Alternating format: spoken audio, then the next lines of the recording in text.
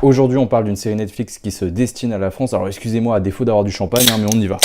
Ils sont forts ces Italiens quand même. Et pour commencer, je dois dire que Lupin, c'est vraiment une série qui est difficile à catégoriser. Est-ce que je regarde une série dramatique? Est-ce que je regarde une série avec de l'humour? Est-ce que je regarde une série avec de l'action, mais aussi avec un peu un jeu d'enquête? Bref, il y a tout un tas de genres qui vont influencer l'œuvre, et l'œuvre va vraiment les prendre et regurgiter une substance assez bizarre, ce qui fait que, en vérité, Lupin, c'est une série d'aventures dramatiques. Mais le drame n'est pas triste, je vous rassure. On va pas commencer l'année en regardant des choses tristes, hein. On va regarder des choses qui nous donnent de la joie et des sentiments. Et ce mélange de genres, il va vraiment influencer tous les épisodes de la série, ce qui fait que chaque épisode a un peu son ambiance qui lui est particulière au niveau de son inspiration. Mais justement, c'est ça le problème, c'est ça la richesse et la seule richesse de la série, c'est que elle profite pas du tout du format que permet la série pour développer son histoire, au niveau de l'histoire, des rebondissements, etc. Pour le moment, je vous avoue que c'est extrêmement simpliste et qu'elle profite pas de la richesse que permet les séries. À chaque fois, je le répète, mais une série, elle peut développer son histoire, c'est ça la force des séries, c'est ça qui les différencie des films, c'est qu'on peut aller en rebondissements extrêmement riches, en personnages beaucoup plus complexes, et bah là la série ne le fait pas, elle reste assez simpliste, ce qui fait que parfois on peut avoir l'impression de regarder un film qui s'étend sur une très longue durée. Et je précise une dernière fois, mais je parle juste des premiers épisodes de la série puisque la suite va arriver bien plus tard dans l'année, et en vrai c'est une excellente idée parce que du coup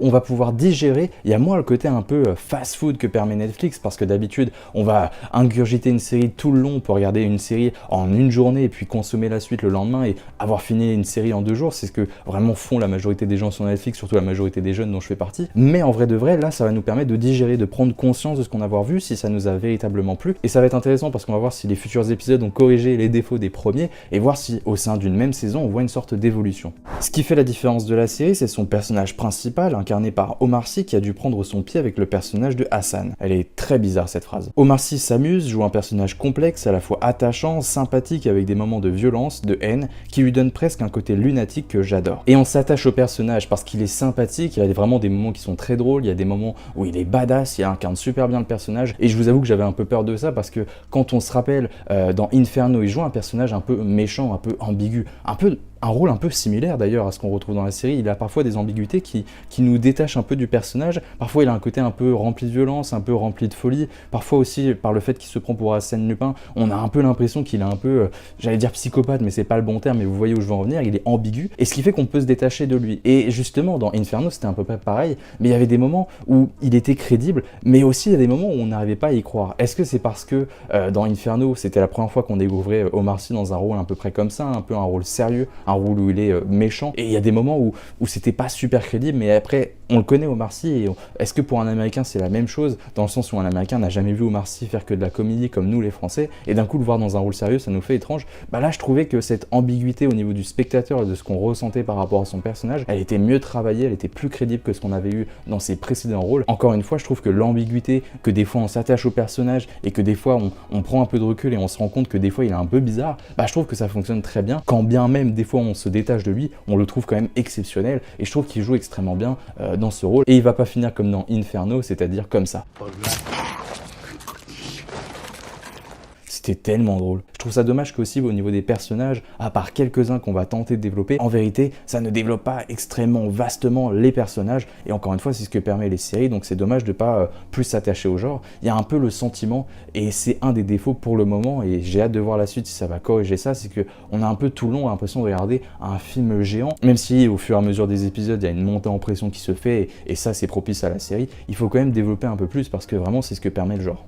Le bilan est plutôt positif, même si ce n'est pas extraordinaire. Et il ne faut pas prendre cette série comme quelque chose de révolutionnaire, mais comme un divertissement plutôt simpliste, avec un brin d'intelligence qui s'assure une réussite certaine. Mais justement, c'est là où le bas blesse, parce qu'il manque parfois une certaine folie, que ce soit visuelle ou au niveau de son histoire et de la mise en scène. Et vraiment, j'espère que la suite de la série sera riche en rebondissements, riche en surprises, parce que c'est justement là où le bas blesse, c'est que parfois son manque de réussite n'en fait pas une série légendaire. Ça n'en fait pas une série qui est légendaire ou une série qui est obligatoirement à suivre pour tout le monde.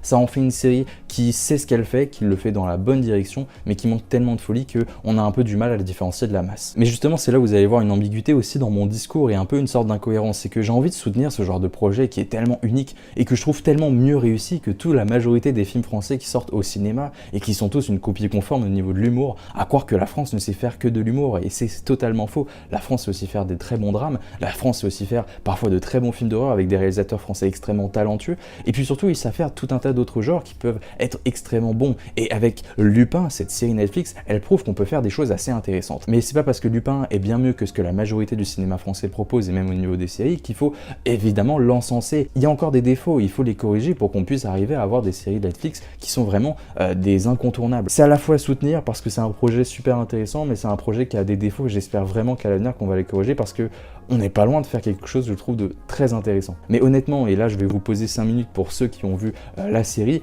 posez-vous la question s'il n'y avait pas Omar Sy, si on enlevait son personnage et la manière dont il interprète son personnage évidemment, est-ce que la série serait aussi bonne? Et est-ce que c'est pas lui qui tient juste la série sur ses épaules? C'est une question que je me pose. L'air de rien, ça pose un problème parce que ça prouve que la série n'a pas grand-chose à proposer, mais en même temps, elle propose quelque chose, et en même temps, c'est comme ça, donc je sais pas quoi dire, à part que je me pose peut-être trop de questions, peut-être que je voulais être un peu trop indulgent, mais et ça fonctionne mieux que toutes les productions françaises, comme je vous l'ai dit, avec les tuches qui cartonnent, avec les visiteurs, etc. Je pense que Louis de Funès, il doit se retourner 30 fois autour de sa tombe, tellement qu'il voit le cinéma français dans l'état qu'il est. Je trouve ça inadmissible. Ouais, je trouve ça inadmissible. Ouais, je suis comme ça, ouais. Et au final, j'ai envie de voir la suite. J'ai envie de voir s'ils vont réussir à en faire une série bien plus intéressante qu'à ses débuts, parce qu'on peut pas juger une série avec que quelques épisodes, il faut attendre la fin de la saison, et même voir s'il y aura des suites, etc. Je sais pas s'il y a encore un projet de suite ou si c'est juste un one-shot, mais ça va être très intéressant de voir comment la série va se développer, ça va aussi prendre compte les défauts qu'on a mis, les critiques qu'on va mettre en place pour l'améliorer, et s'ils font ça avec aussi la base solide qu'ils ont,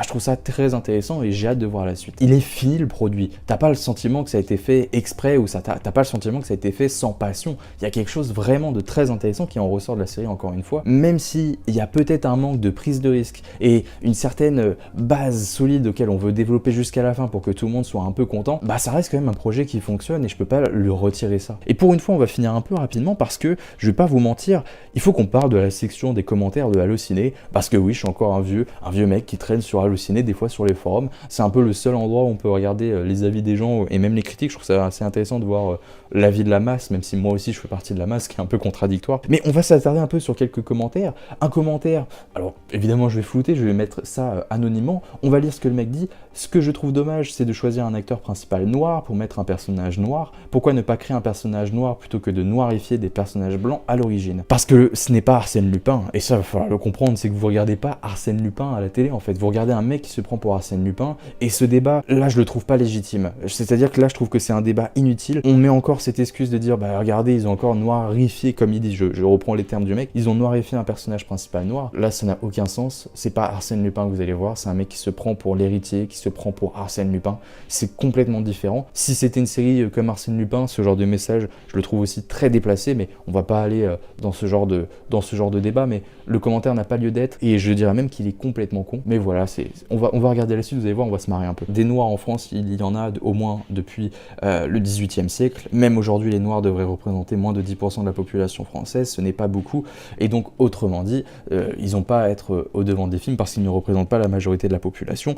On est sur ce genre de débat, donc je pense qu'à partir du moment où on a compris ça, je voulais vous montrer en fait à quel point ce genre de série, parce que là je suis désolé, mais moi qui ne suis pas un fan du cinéma français, moi je ne vais jamais voir ce genre de film, et je voulais vous montrer que, je sais pas s'il y a que moi que ça choque, ou si je trouve que, je sais pas, je trouve ça complètement hostile à l'œuvre, alors que l'œuvre elle se veut un brin peu divertissante et super intéressante pour un projet français, et à cause d'une simple couleur de peau, des gens ne veulent pas regarder l'œuvre. Je trouve ça complètement désastreux. Donc si vous voulez perdre foi en l'humanité, allez voir les commentaires de Allociné, vous allez avoir des petites perles et vous allez vous marrer. Et surtout, n'envoyez pas des messages à Allociné ou à la modération pour enlever les commentaires. Au contraire, il ne faut pas les enlever, il faut montrer à quel point les gens peuvent s'arrêter à des choses pour ne pas regarder un film. Une simple couleur de peau suffit visiblement. Et c'est dommage de ne pas laisser une chance d'une série qui se veut...